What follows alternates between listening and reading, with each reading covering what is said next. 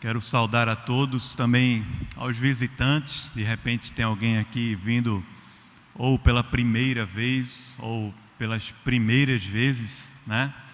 Seja muito bem-vindo, Deus abençoe muito sua vida e é bênção. A gente está recebendo você, o pessoal que está ao seu redor quer lhe conhecer, quer lhe dar um abraço, lhe acolher. E esse momento, assim, esse período do ano, é uma boa oportunidade da gente se envolver juntos em comunhão através dos retiros, acampamentos de carnaval que vamos ter, tanto para adolescentes, como para jovens, como para pessoas mais adultas, casais, famílias. Você pode procurar informações aí com os diáconos, com as pessoas ao seu redor, e todos são muito bem-vindos. Eu vou, mais uma vez, como eu faço sempre, a gente vai ler o texto e logo depois oramos, também consagramos ao Senhor dízimos e ofertas, tá bom? O texto de hoje, se eu tivesse num acampamento de carnaval, assim, eu diria o seguinte: quem achar primeiro ganha um lanche na cantina. Como eu não estou, não dá para a gente fazer esse tipo de gincana, mas é um livro que é difícil de achar na Bíblia, eu confesso. No celular é mais fácil, mas na Bíblia é mais difícil. O nome do autor do livro que nós vamos estudar hoje é Obadias. Você abre a sua Bíblia aí em Obadias. Quem abrir primeiro, tocar na mesa, vai ganhar porção dobrada na ceia do Senhor. Amém, olha aí. Quando for a ceia, vou lhe dar 2 pãezinhos. Obadias, capítulo 1. Tem gente aqui muito especial, né? Mora fora. João Missen está lá atrás, escondidinho, no lugar que é... Quando você estava nos Estados Unidos, ninguém sentava aí, nesse lugar. Que bênção, né? Coisa boa. Fique vermelho. Hugo também, estou vendo ali. Osiel chega a estar. Coisa boa. Deus abençoe, né? Obadias, capítulo 1. Todo mundo abriu aí? Obadias. Quem abriu aí? Diga abrir. Olha aí. Tem uma musiquinha do Diante do Trono que ajuda, né? Mas aqui que chega Obadias. A gente vai ler dos versículos 1 ao 14. 1 ao 14. É apenas um capítulo, esse livro do profeta Obadias. E a gente vai ler até o versículo 14. Na próxima semana, se o Senhor me der a graça aí, nós vamos estudar do versículo 15 até o final de Obadias. E a gente vai trabalhar esse texto aqui. Vamos ler Obadias, capítulo 1. Visão de Obadias. Assim diz o Senhor Deus a respeito de quem? Presta atenção. O Senhor Deus está falando a respeito de Edom. Temos ouvido as novas do Senhor, e às nações foi enviado um mensageiro que diz: levantai-vos e levantemo-nos contra Edom para a guerra. Eis que te fiz pequeno entre as nações. Tu és muito desprezado. A soberba do teu coração te enganou, ó tu que habitas nas fendas das rochas, na tua alta morada, e dizes no teu coração: quem me deitará por terra? Se te remontares como águia e puseres o teu ninho entre as estrelas, de lá te derribarei, diz o Senhor. Se viessem a ti ladrões ou roubadores de noite, como estás destruído, não furtariam só o que lhes bastasse? Se a ti viessem os vindimadores, não deixariam pelo menos alguns cachos? Como foram rebuscados os bens de Esaú, como foram esquadrinhados os seus tesouros escondidos, todos os teus aliados te levaram para fora dos teus limites. Os que gozam da tua paz te enganaram, prevaleceram contra ti. Os que comem o teu pão puseram armadilhas para teus pés. Não há em Edom entendimento. Não acontecerá naquele dia, diz o Senhor, que farei perecer os sábios de Edom e o entendimento do monte de Esaú. Os teus valentes, ó Temã, estarão atemorizados, para que do monte de Esaú seja cada um exterminado pela matança.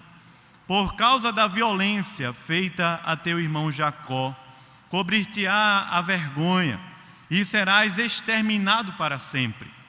No dia em que, estando tu presente, estranhos lhe levaram os bens, e estrangeiros lhe entraram pelas portas e deitaram sorte sobre Jerusalém. Tu mesmo eras um deles, mas tu não devias ter olhado com prazer para o dia de teu irmão, o dia da sua calamidade, nem ter se alegrado sobre os filhos de Judá no dia da sua ruína, nem ter falado de boca cheia no dia da angústia. Não devias ter entrado pela porta do meu povo no dia da sua calamidade. Tu não devias ter olhado com prazer para o seu mal no dia da sua calamidade, nem ter lançado mão dos seus bens no dia da sua calamidade. Não devias ter parado nas encruzilhadas para exterminares os que escapassem, sem ter entregado os que lhes restassem no dia da angústia. Amém. Amém. Vamos orar. Senhor, muito obrigado, Pai, por essa oportunidade boa que a gente tem no dia do domingo, de nos encontrarmos enquanto família do Senhor, adorarmos a Ti, aprendermos a Tua palavra, renovarmos, Senhor, a aliança no nosso coração, a nossa caminhada de confiança e dependência. Oh, muito obrigado, Pai, porque cantamos e Te adoramos através de canções. Também obrigado, Senhor, porque vemos a Tua boa mão salvando, podemos viver essa experiência do batismo.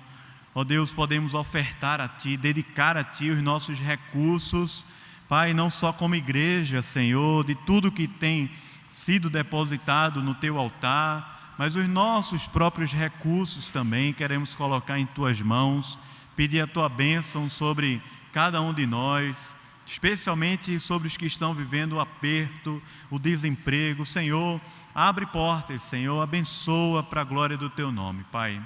E, ó Deus, pedimos a Tua graça, Senhor, sobre a Tua palavra aqui. Nós lemos, pedimos que o Senhor ilumine a nossa mente, o nosso coração, que a gente possa aprender, ouvir a Tua voz, ser confrontados por ela. Ó Deus, nos abençoa, estamos na dependência do Senhor, para a Tua glória, em nome de Jesus. Amém. Amém. Irmãos, eu passei a semana refletindo e meditando o que trazer ao púlpito nesses próximos domingos, no caso, os 2 domingos, né? Hoje e o próximo domingo, visto que vou estar aqui nos cultos da noite. E durante a reflexão, meditação, parei no livro de Obadias. Comecei a ler, pensei, vou pregar Obadias de uma vez só, porque ele é só um capítulo, e se eu pregar em 2 vezes, vai ficar muito complicado, porque do capítulo 1, versículo de 1 a 14, como nós lemos aqui, eu senti que a maioria dos irmãos aqui engasgou até na hora do amém, porque nós terminamos a leitura e eu falei amém, e muita gente engasgou, porque a gente está lendo aqui Obadias, capítulo 1, e no texto, versículo de 1 a 14, nós lemos sobre durezas, calamidades, destruição, matança, nós lemos sobre vingança, roubo, vergonha, nós lemos sobre inveja, sobre um bocado de pecados, de coisas ruins que estavam para acontecer sobre uma nação que é chamada na Bíblia de Edom. A partir do verso 15, a história fica diferente. Talvez aqui até o versículo 14, aquele momento em que a gente vai, talvez até lendo, sair daqui assim meio pesado, porque o texto é pesado mesmo dessa profecia. E a partir do verso 15, talvez a gente consiga conectar um pouco mais com a nossa história hoje no Evangelho. Mas isso vai ficar para o domingo que vem, se o Senhor permitir a gente continuar estudando o livro de Obadias, esse profeta pequeno aí, que profetizou para Edom. E quando eu estava lendo Obadias, lembrando um pouco do nosso tempo, do ano que estamos vivendo agora, 2019. Recentemente eu vi uma imagem no Instagram falando das tragédias que o Brasil viveu no ano de 2019, e a gente estava pensando assim, porque a imagem era mais ou menos assim: terra, fogo, água, ar. Quem é mais antigo lembra de um desenho animado chamado Capitão Planeta, não é? Quem lembra aqui do Capitão Planeta? Ele dizia terra, fogo, né, água, ar, e no finalzinho, o último dava uma palavra de esperança e dizia coração. Eu assisti no YouTube, não vivi essa época não.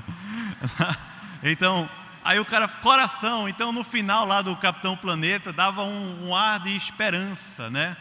Só que a imagem que eu vi no Instagram não dava esse ar de esperança. Na verdade, nós brasileiros estamos muito desesperançosos, muito, talvez nos sentindo extremamente desamparados e perdidos nesse momento que a gente está vivendo aqui. Primeira tragédia de Brumadinho, uma cidade com aproximadamente 30 mil habitantes, com o rompimento lá da barragem da Vale, uma grande tragédia lá no final de janeiro, com mais de 200, já tem confirmado em torno de 170 pessoas mortas e 150 para cima desaparecidos, e nós sabemos, a não ser por um grande milagre de Deus, o que significa esses desaparecidos. Então você imagine numa cidade que, por causa de uma tragédia, perdeu 1% da sua população. É muita gente. Se acontecesse em Recife 1% da população recifense, provavelmente nós estaríamos sentindo muito a quantidade de pessoas que estariam afetadas por essa grande tragédia. Depois, chuvas no Rio de Janeiro, mataram quase 10, destruiu a cidade, e a história vai contando um bocado de tragédia lá através das águas. Depois, eu estava indo dar aula na sexta-feira pela manhã, chegou um aviso no placar UOL, notícia, né? UOL Notícia no meu celular: incêndio no Flamengo, não sabemos ainda os mortos, e ao longo do dia, 10 adolescentes de 15, 16 anos morreram enquanto estavam dormindo lá no Flamengo. Todos nos comovemos por isso, não tem como a gente não sentir essa dor e se abalar com tudo o que aconteceu. Essa semana, um jornalista muito querido do Brasil, o Boechat, nós sabemos que ele era ateu, não acreditava em Deus, mas como um ser humano, e eu vou falar sobre isso aqui daqui a pouco, porque surgiu uma polêmica, né, em torno disso, mas um ser humano incrível, muito elogiado por todos os setores da população brasileira, através do seu profissionalismo e também da sua dedicação e tudo mais. E do nada pega o seu helicóptero, junto com o motorista lá, o piloto do helicóptero, eles caem e morrem. E isso choca a nação, nós ficamos sentidos.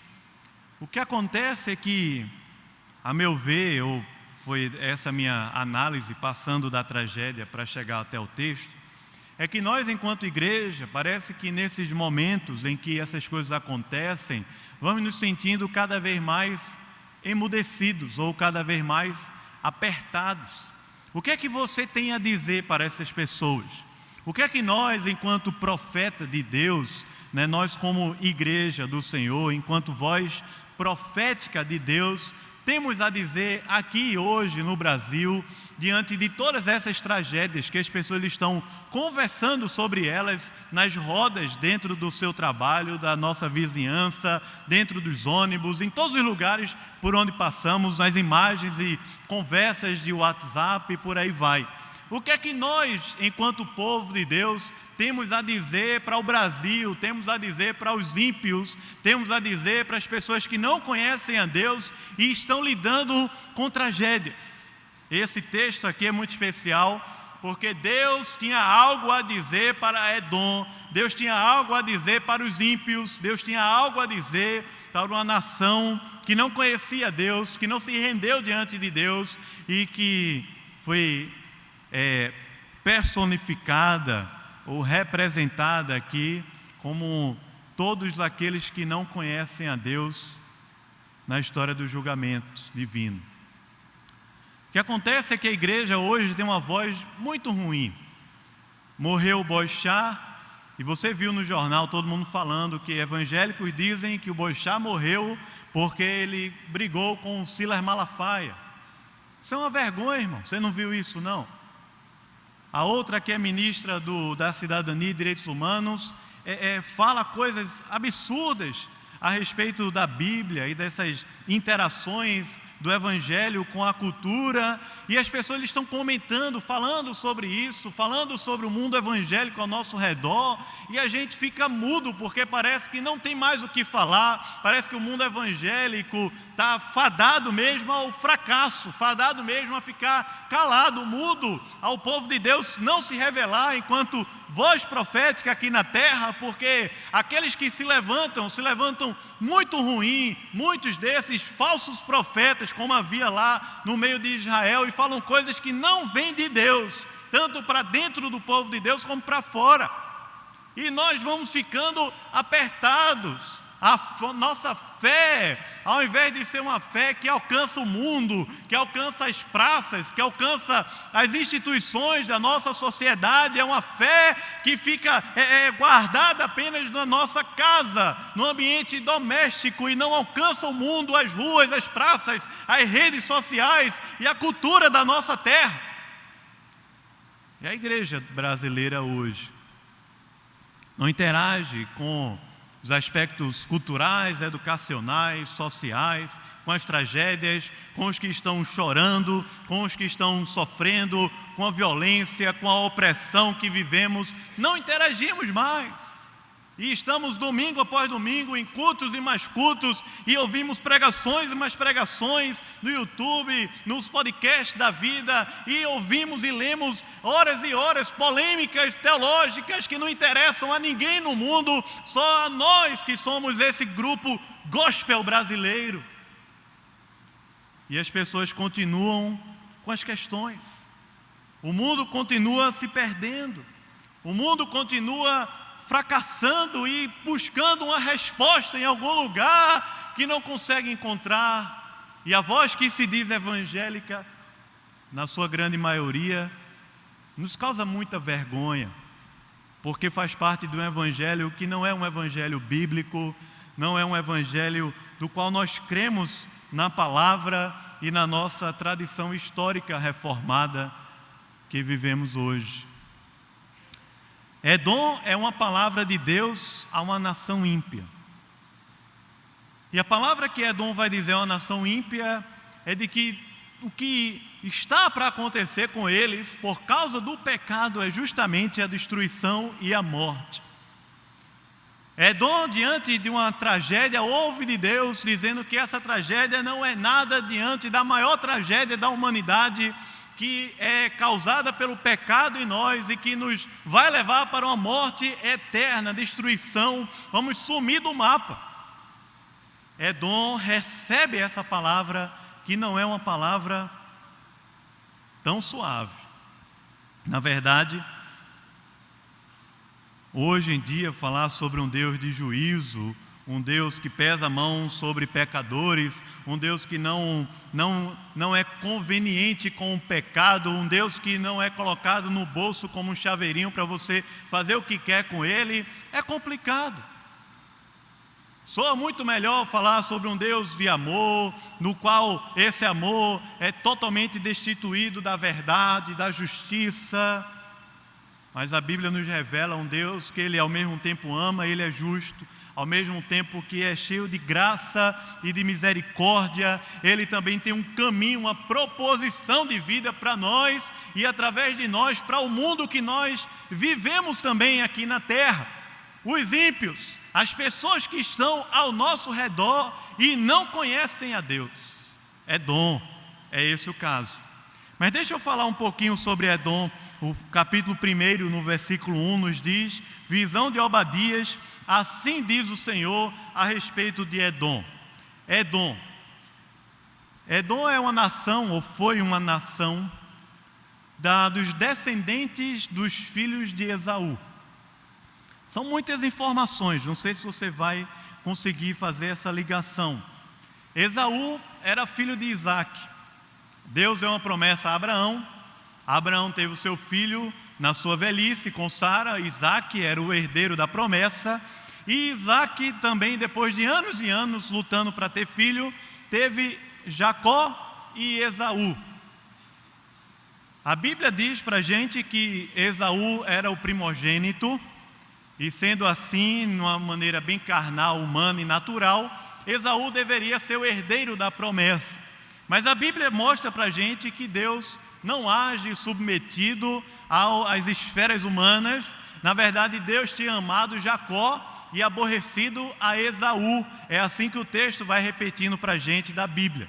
Esaú, além disso, havia um grande problema familiar, porque Jacó gostava de Esaú e a sua esposa Rebeca tinha Jacó como seu predileto.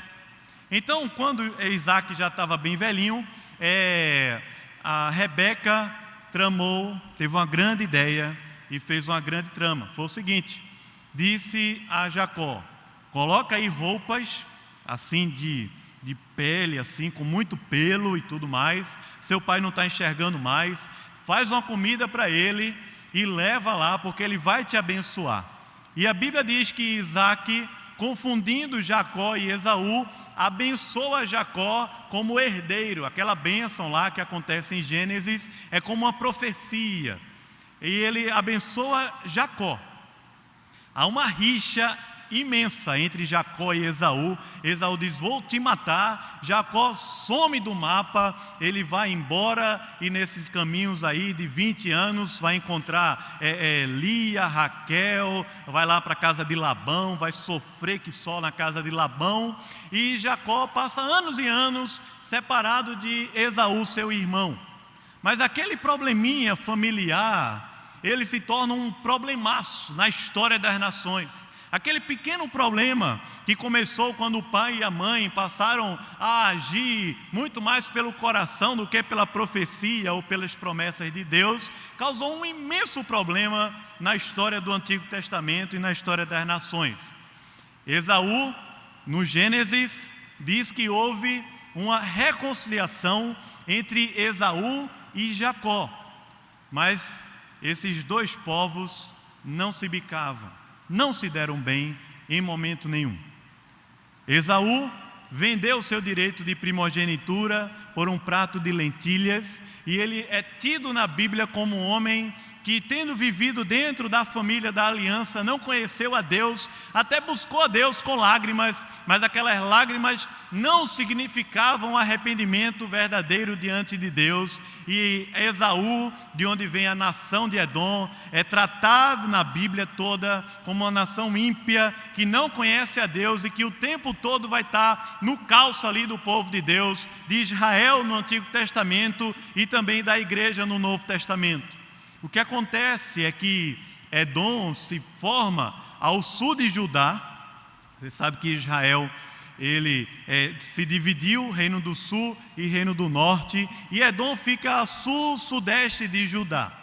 Houve muitos conflitos no Antigo Testamento com Edom, muitos. Lá em Números capítulo 20, por exemplo, Moisés bate na porta de Edom, dizendo assim: Edom, faz o seguinte, a gente quer passar com o povo por aí. Nós não vamos pegar água, não vamos pegar fruta das árvores, não vamos pegar pão, não vamos pegar nada de vocês, só passar com o povo para conquistar a terra. Edom diz: por aqui vocês não passam. Por causa dessa rixa, por causa dessa inimizade, desse conflito. Depois em Josué vai haver outras lutas e outros conflitos com Edom.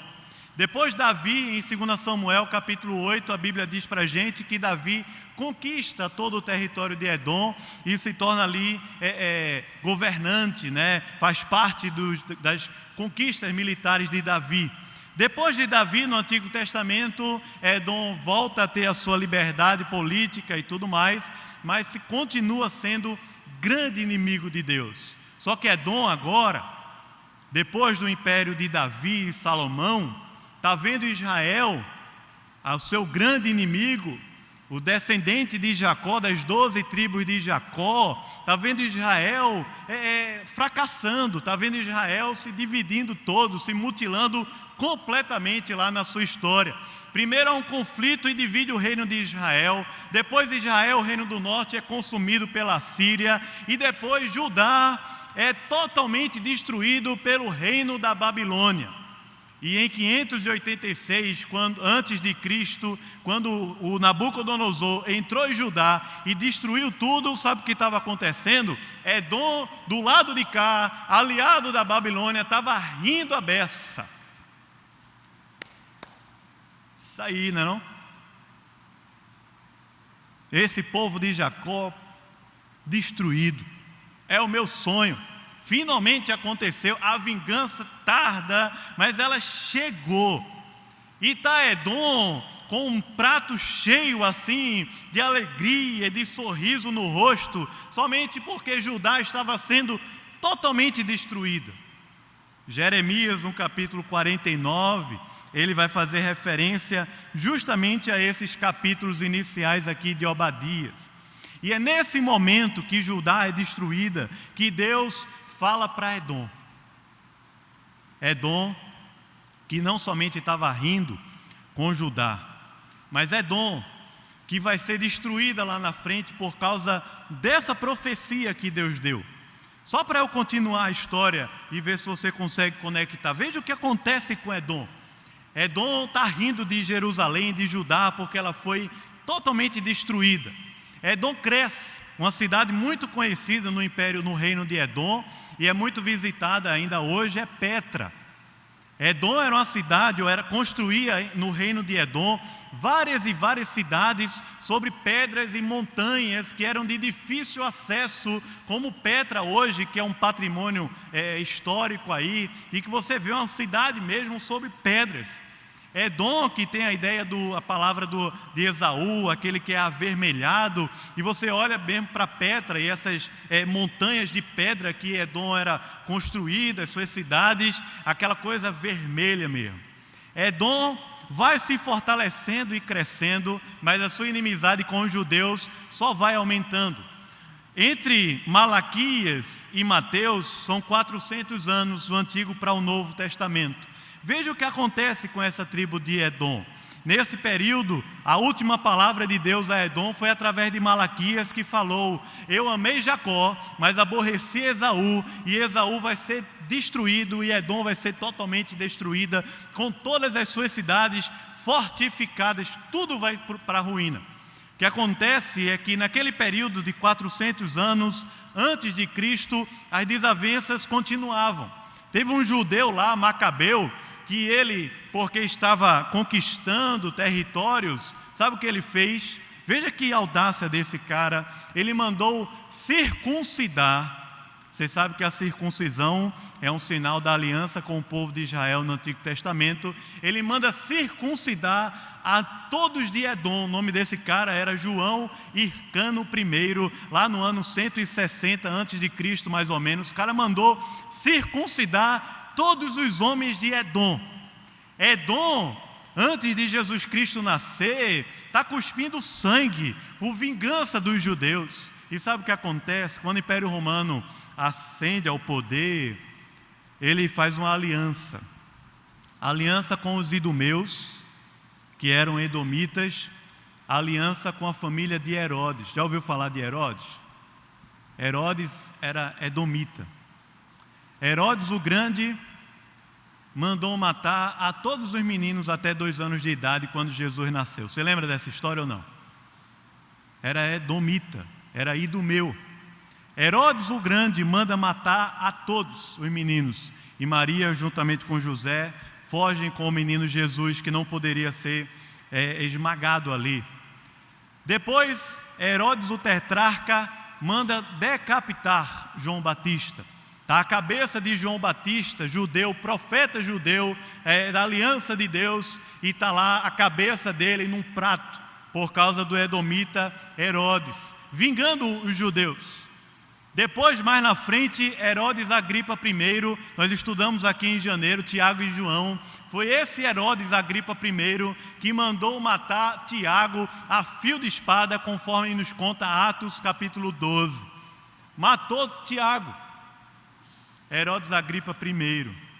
O último do reino de Herodes, o reino da Judéia, o reino dos edomitas. Veja que coisa histórica. Finalmente, com o Império Romano, finalmente com a ascensão do Império Romano, o Edom está reinando sobre os judeus. É finalmente com o Império Romano que aparece um rei em Israel, um rei na Judéia, e esse rei não é judeu, não é descendente de Davi, é justamente um edomita, é justamente Herodes.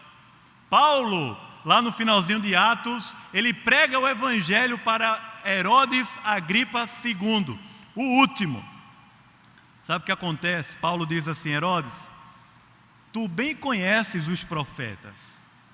E Paulo prega o evangelho naquele tribunal para Herodes. E quando Paulo diz assim, tu bem conheces a história dos profetas, Herodes, com um tom de sarcasmo, diz assim: Paulo, por pouco você não conseguiu me persuadir ao seu cristianismo. O que acontece é que no ano 70, Jerusalém, a Judéia, é invadida pelo Império Romano. Tito Vespasiano destrói a cidade de Jerusalém.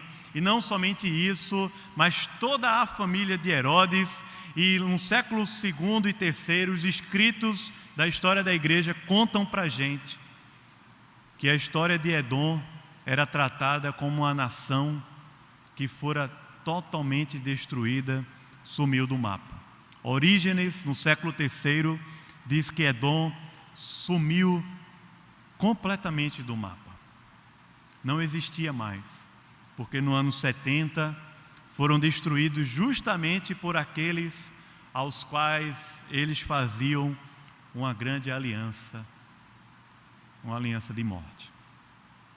O que vai acontecer 70 anos depois de Cristo é o que Deus está falando aqui a Obadias, 580 anos antes de Cristo, antes do reino de Herodes, 500 anos antes do reinado de Herodes o Grande.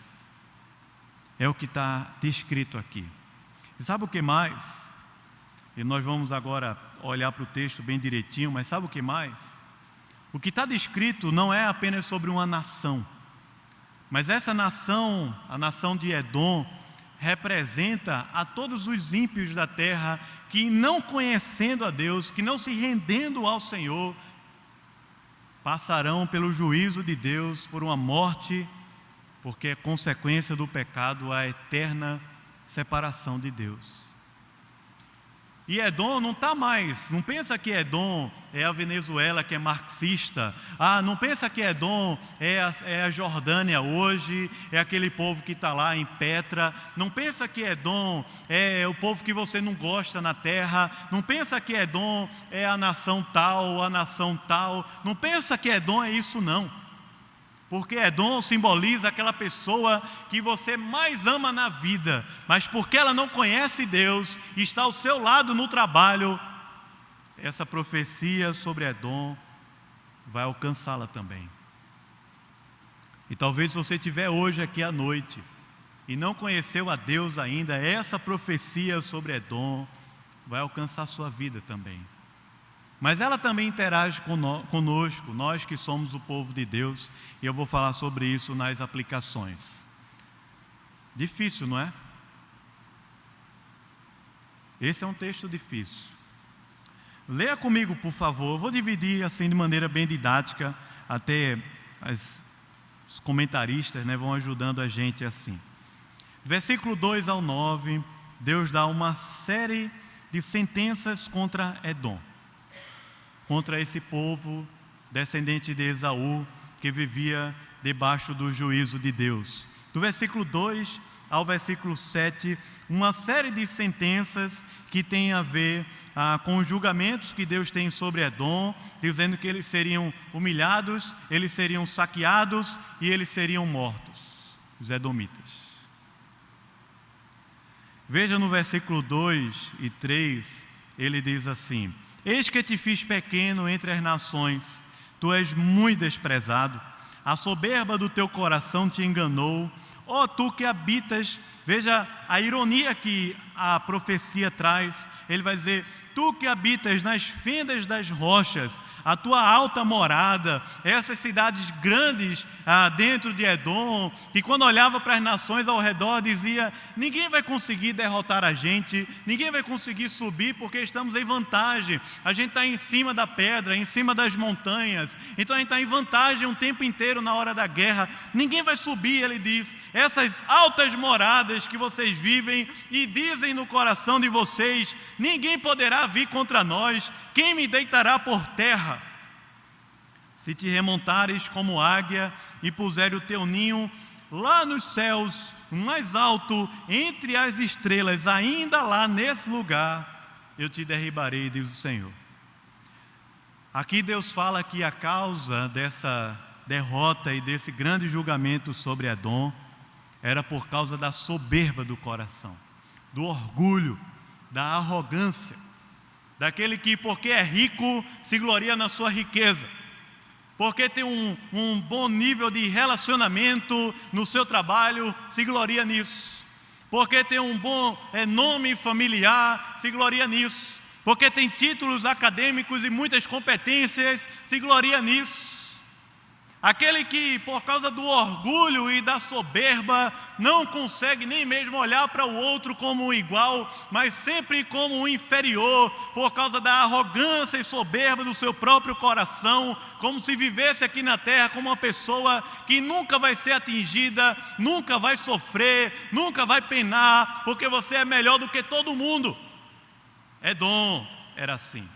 O orgulho que a Bíblia fala tanto para a gente. Deus resiste aos soberbos, Deus não vai dar graça aos soberbos, Ele dá graça aos humildes. Os soberbos são quebrantados, alguns de uma maneira tão forte que eles são quebrantados e não conseguem nem ser curados. Eles caminham aqui na terra com a ferida de Deus, porque não conseguem ser curados, apenas quebrantados pela força da mão poderosa de Deus. Deus disse para Edom: você não pensa que é forte o suficiente contra mim, não pensa que você é forte o suficiente para se vangloriar nas suas próprias armas humanas, mundanas e seculares, porque eu virei sobre ti, Edom, com julgamento.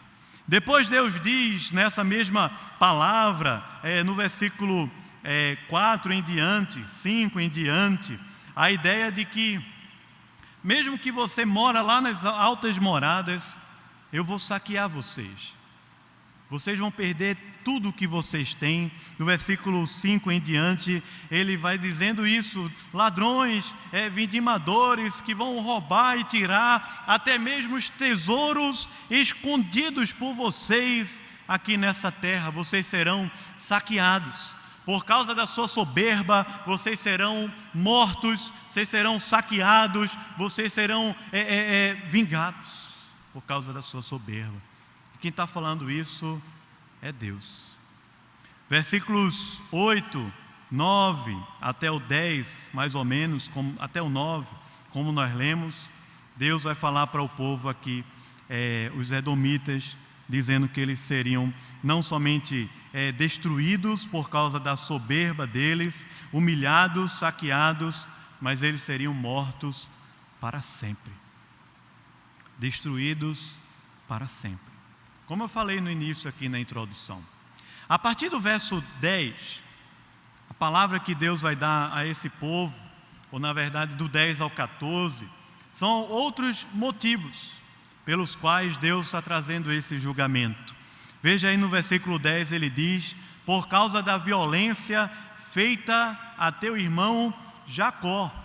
Veja o que Deus está falando para os edomitas. Quando a violência veio sobre Jacó, ao invés de vocês defenderem eles como irmãos que são na história da humanidade, vocês se aliaram com a Babilônia para destruir justamente Judá, justamente Jacó, justamente o povo de Deus na terra. Vocês se aliaram contra eles.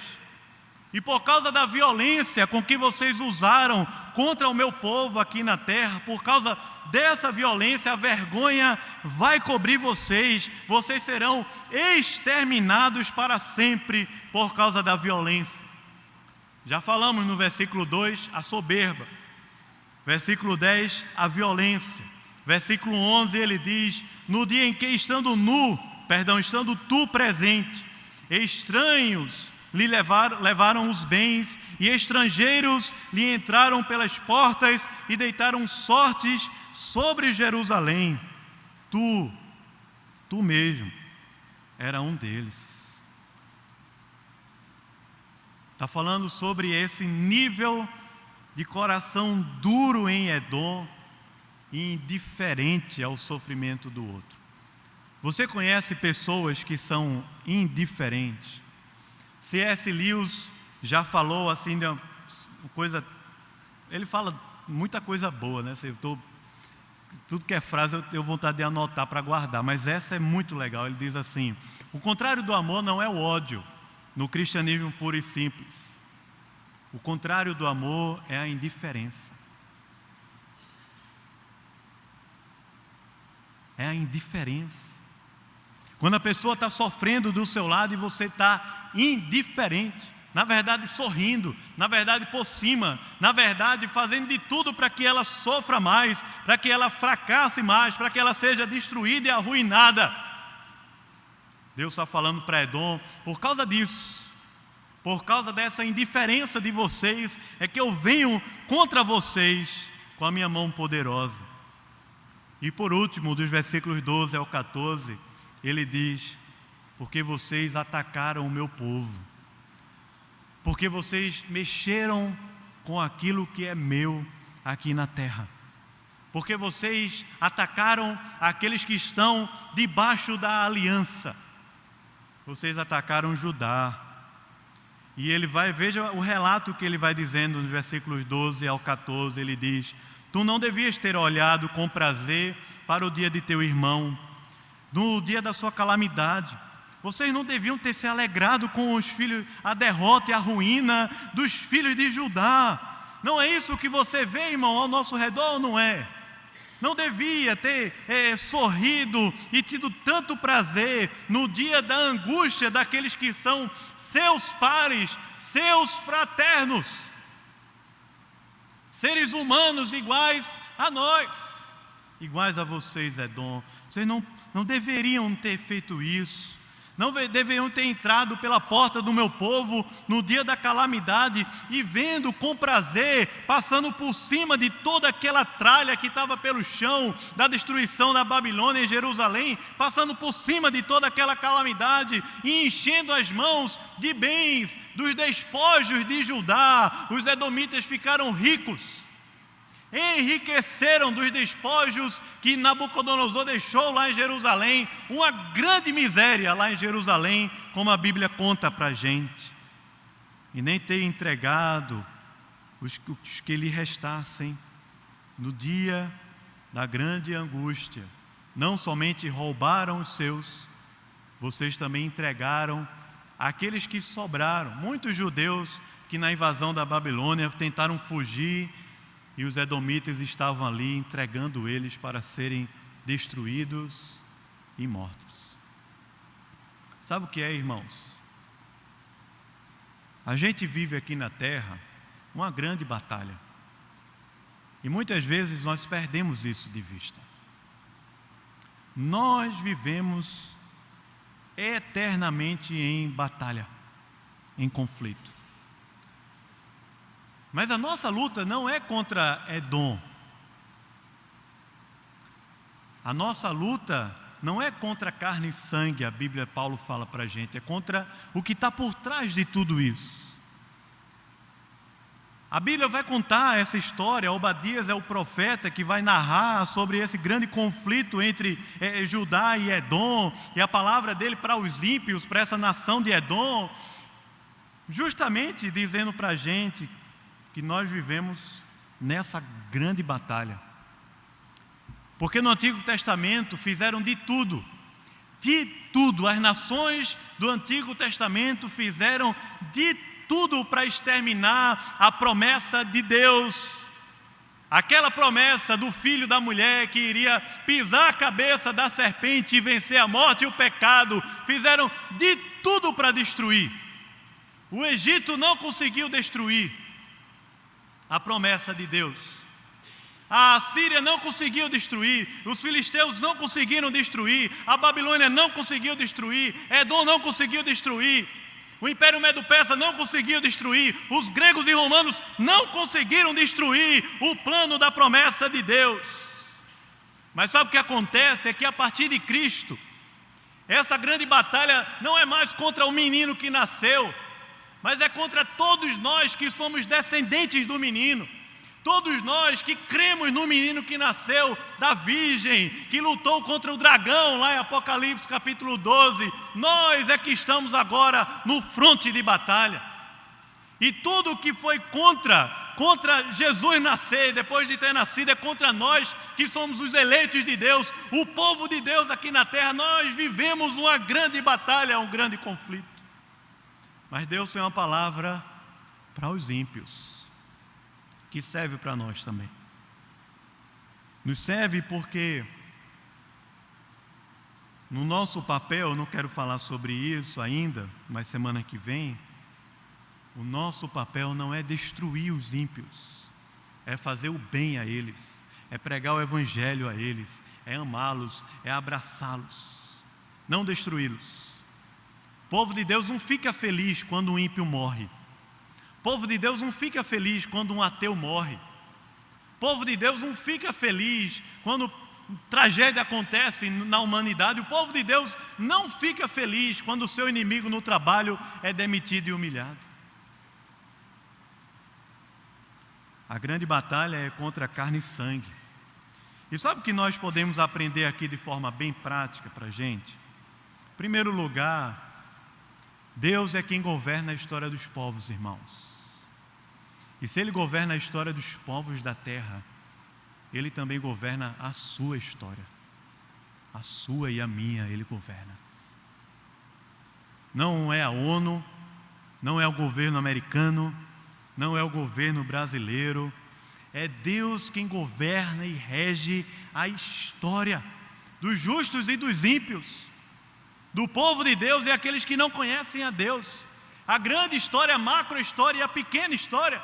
Porque Deus tem uma grande história, uma meta-história acontecendo hoje na vida da gente. É por isso que estamos aqui adorando a Ele, buscando a Ele. É porque essa grande história de Deus nos alcançou, mas é Ele quem governa. É Ele quem governa contra Herodes, contra o seu patrão, contra o edomita que você trabalha e convive o tempo inteiro. É Ele quem governa sobre todos que estão ao nosso redor, inclusive as grandes tragédias que acontecem na nossa vida, como frutos dessa desarmonia do pecado na criação. Deus governa, irmão. Você está sendo humilhado? Você está sendo oprimido? Você está sendo apertado? Você está sendo de alguma maneira tolhido? Você está lá no seu trabalho e não tem mais condições, está sufocado? Deus é quem governa sobre tudo. E Deus também tem uma palavra para eles. A palavra é que o pecado não somente traz tragédias na humanidade, mas o pecado está levando a humanidade para uma eterna separação de Deus. E sabe o que acontece quando os ímpios riem porque os justos eles estão sendo destruídos? Sabe o que acontece? É que os ímpios, quando destruídos ou opressos, eles não têm poder de serem renovados. Mas Deus, na história da humanidade, provou e tem mostrado para a gente que o único povo que tem poder de renovação é o povo de Deus na terra. É o único. Que pode passar pela luta e pela aflição cantando, que pode ser perseguido, afligido, mas nunca desamparado, como Paulo falou lá em Coríntios. Nunca. É o povo que se renova o tempo inteiro, de glória em glória, como Paulo falou também. Essa é a primeira coisa. Deus governa, meu irmão, minha irmã.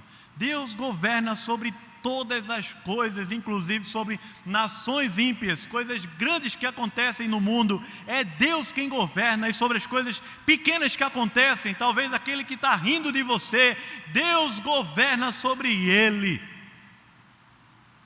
Sobre tudo, Deus governa. Quando nós olhamos e entendemos e cremos que Deus governa, nós podemos descansar ou não, irmãos. Nós podemos confiar ou não, irmãos. Nós podemos descansar a alma, o coração, confiar em Deus, porque Deus está por trás da história dos povos governando a terra. Amém? Deus está por trás. Segunda coisa que nós podemos aprender nessa história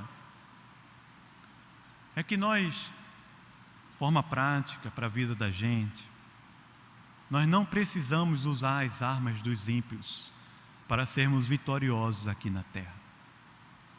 Não precisamos, irmãos.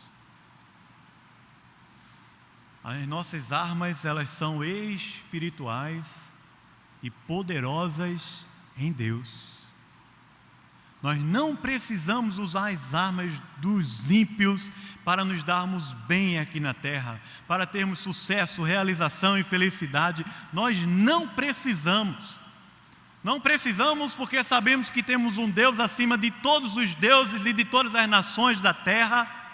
Não precisamos também porque sabemos que o fim deles, o fim desses descaminhos, o fim dessas estratégias e dessas alternativas é a morte e a destruição. Nós não precisamos usar as armas dos ímpios, porque o fim delas é a morte. Não precisamos nos abraçar com a soberba, com o orgulho. Não precisamos ser indiferentes. Não precisamos estar lidando com as coisas no trabalho e dentro de casa como se a nossa luta fosse contra fulano ou contra Beltrano. Não precisamos usar de conchavos, de arrumadinhos. Não precisamos nos orgulhar e bater no peito dos nossos títulos, diplomas. Não precisamos, irmãos. Não precisamos estar excluindo gente. Não precisamos estar rindo da miséria do outro. Não precisamos, irmãos. Não é próprio ao povo de Deus, não é próprio a gente, porque o final deles é a morte. É tanto que o Salmo 37, que foi composto ali com uma adoração a Deus, está combatendo através de um cântico justamente essa ideia do povo de Deus estar olhando para os ímpios e dizendo: eles prosperam, eles se dão bem, eles estão ficando ricos, eles estão ficando poderosos, eles são mais felizes. Essa turma que está tomando uma, está no bar, está com a moçada, está no carnaval, eles são felizes, eles são mais leves. Aquela turma lá no trabalho que não faz tudo certinho, fica rico, faz viagem, é poderoso. Não precisamos, irmãos. Salmo 37 diz: entrega o teu caminho ao Senhor, confia nele e o mais ele fará. Não pensa que o ímpio está prosperando e isso é alegria e glória e brilho aos nossos olhos, porque o final deles é a morte, é a eterna separação de Deus. Não, irmãos. Nós não precisamos nos vestir como descrentes. Não precisamos nos portar como descrente.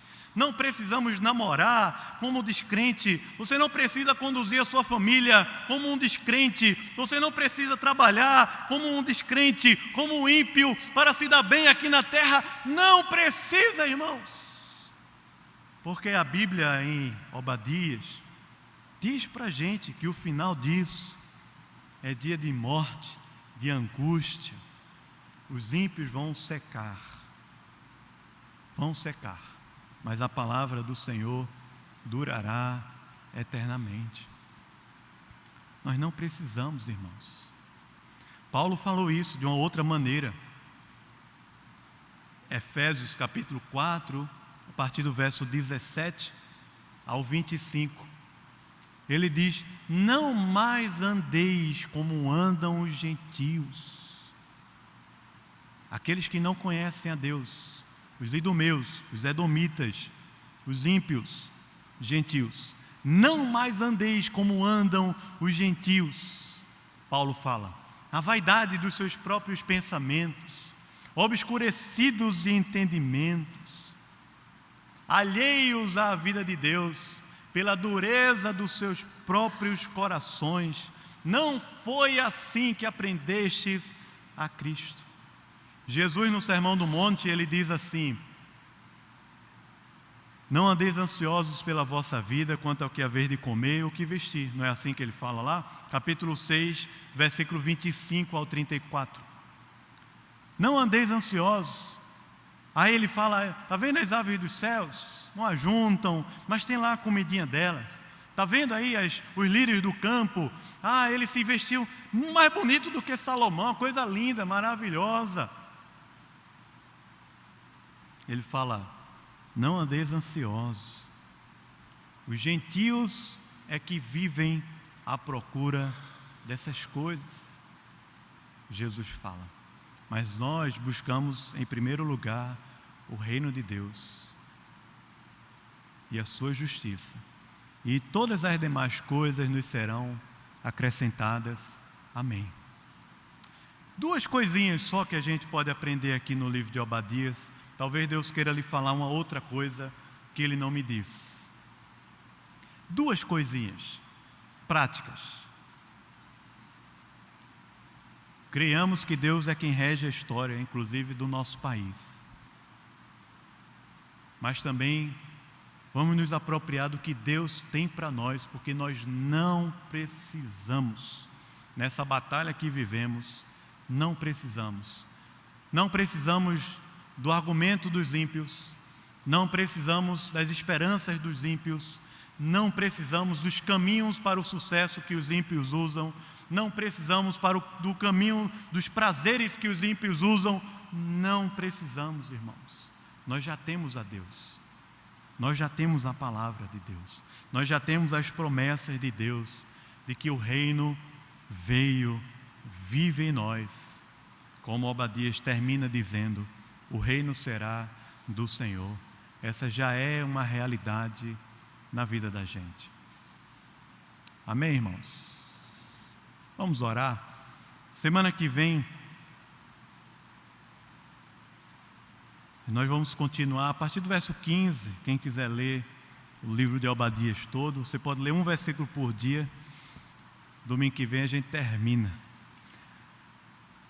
Mas pensa no seu coração, como você tem vivido hoje no Brasil, tantas turbulências, como essas coisas assaltam a sua mente e o seu coração, e você, como eu, não consegue mais andar na terra conectado com Deus, apenas com o discurso, com os caminhos dos ímpios, com as armas dos ímpios, com as vestes dos ímpios, uma má aparência, a aparência do mal, mas não com as vestes de justiça, de amor e de graça do povo de Deus.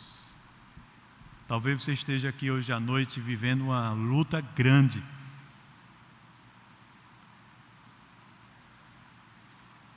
Creia que Deus governa.